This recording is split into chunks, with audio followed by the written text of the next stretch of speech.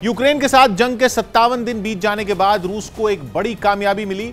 उसकी सेना और चेचन लड़ाकों ने मिलकर उस शहर को अपने कब्जे में ले लिया जिसके लिए वो दिन रात यूक्रेन के सैनिकों के साथ युद्ध कर रहे थे। जंग के 57 दिन बाद आखिरकार पुतिन की सेना और कादिरोव के लड़ाकों ने मारियोपोल पर कब्जा करने का ऐलान कर दिया और अपने फाइनल अटैक में रूसी सेना ने टैंकों से अज़ोवस्ताल स्टील प्लांट पर गोलों की बारिश कर दी, जहां यूक्रेन के बच गए सैनिक छिपे हुए थे। और इस बार एक के बाद एक गोले दागते रूसी सेना के ये टैंक यूक्रेन के उन सैनिकों पर किसी तरह का रहम बरतने के लिए तैयार नहीं दिखे। एक जगह पर जमा कई टैंकों में मानो बम बरसाने की होड़ लगी हो। एक सीध में खड़े रूसी सेना के इन कातिल टैंकों ने अज़ोवस्ताल स्टील प्लांट को निशाना बनाया और उस पर फाइनल अटैक कर दिया। मारियोपोल पर कब्जे की ऐसी जल्दी दिखी कि कई बार तो एक साथ कई टैंक बम बरसाते नजर आए।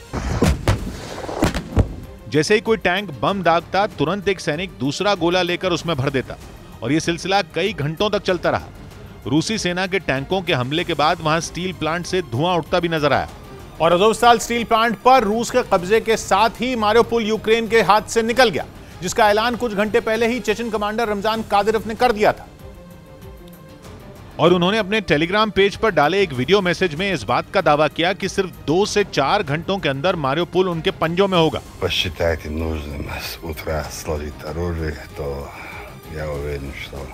चेचनिया में बैठे रमजान कादिरोव का यह संदेश जैसे ही मारियोपोल में जंग लड़ रहे उनके लड़ाकों तक पहुंचा, उन्होंने रूसी सेना के साथ मिलकर अज़ोवस्ताल स्टील प्लांट पर और भीषण हमला बोल दिया। स्टील प्लांट की ऐसी घेराबंदी की गई कि वहां जान बचाने के लिए छिपे यूक्रेन के सैनिकों का निकल पाना मौत को चकमा देने के बराबर हो गया। कादिरोव पहले ही अपने लड़ाकों को यह बता चुके थे कि अज़ोवस्ताल स्टील प्लांट पर कंट्रोल से ही मारियोपोल पर पूरी तरह कब्जा हो पाएगा, क्योंकि वहां रूसी सेना और चेचन लड़ाकों की मार से बच गए यूक्रेन के सैनिक भागकर अज़ोवस्ताल स्टील प्लांट में ही छिपे थे। यही नहीं, उनके साथ मारियोपोल में रहने वाले लोगों ने भी जान बचाने के लिए स्टील प्लांट का ही रुख किया और इसीलिए करीब 1.5 महीने से ज्यादा वक्त तक मारियोपोल के अलग अलग हिस्सों में लड़ रहे रूस के सैनिकों और चेचन लड़ाकों ने अपनी पूरी ताकत अज़ोवस्ताल स्टील प्लांट की तरफ झोंक दी।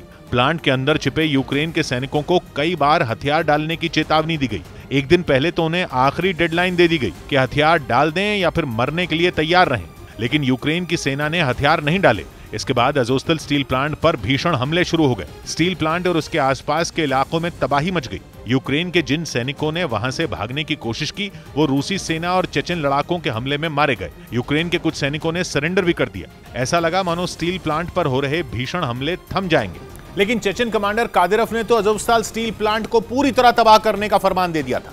यानी यूक्रेन के आखिरी सैनिक के घुटने टेकने या मारे जाने तक वहां बम और मिसाइलों की बारिश करने की खुली छूट मिल गई और अपने कमांडर के फरमान पर उनके लड़ाकों और रूसी सैनिकों ने वहां जोरदार हमले जारी रखे। वो अज़ोवस्ताल स्टील प्लांट को पूरी तरह ध्वस्त करने की कोशिश में जुट गए, लेकिन तभी उन्हें एक और आदेश मिला। यह आदेश खुद रूस के राष्ट्रपति पुतिन ने दिया। उन्होंने स्टील प्लांट को पूरी तरह तबाह कर देने को गैर जरूरी बताते हुए तुरंत वहां हमलों को रोक देने के लिए कहा। जाहिर है वो समझ गए थे कि मारियोपोल पर कब्जा हो ही गया तो स्टील प्लांट को तबाह करने का कोई फायदा नहीं, और ऐसा करके उन्होंने समझदारी ही दिखाई, क्योंकि 57 दिनों से चल रही जंग के बाद मारियोपोल जैसे अहम शहर पर कंट्रोल करना रूस के लिए आधी जंग जीतने के बराबर है। और इसकी वजह है मारियोपोल की खास लोकेशन, जो कि यूक्रेन के दक्षिण पूर्व में अज़ोव सागर से लगता हुआ बंदरगाह वाला एक बेहद अहम शहर है। मारियोपोल के बाईं तरफ दक्षिण में क्राइमिया है और दाईं तरफ डोनेस्क और लुहांस्क जैसे पूर्वी यूक्रेन के इलाके, जिन्हें रूस आजाद देशों की मान्यता दे चुका है। यूक्रेन के क्राइमिया पर 2014 से रूस का कब्जा है और डोनेस्क और लुहांस्क में जिन अलगाववादियों ने बीते 8 साल से यूक्रेन की सरकार से जंग छिड़ी हुई है, उन्हें भी रूस का समर्थन हासिल है। 24 फरवरी को जब रूस ने यूक्रेन पर हमला किया था, तो दक्षिण दिशा में उसकी सेना का एक हिस्सा क्राइमिया से ही यूक्रेन में दाखिल हुआ था।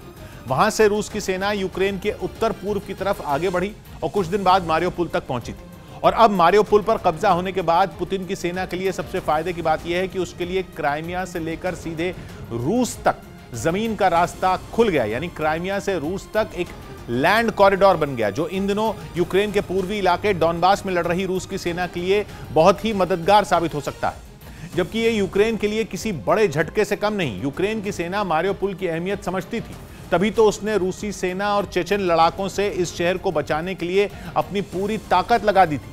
लेकिन ऐसा हो नहीं पाया और मारियोपोल पर रूस का कब्जा हो गया।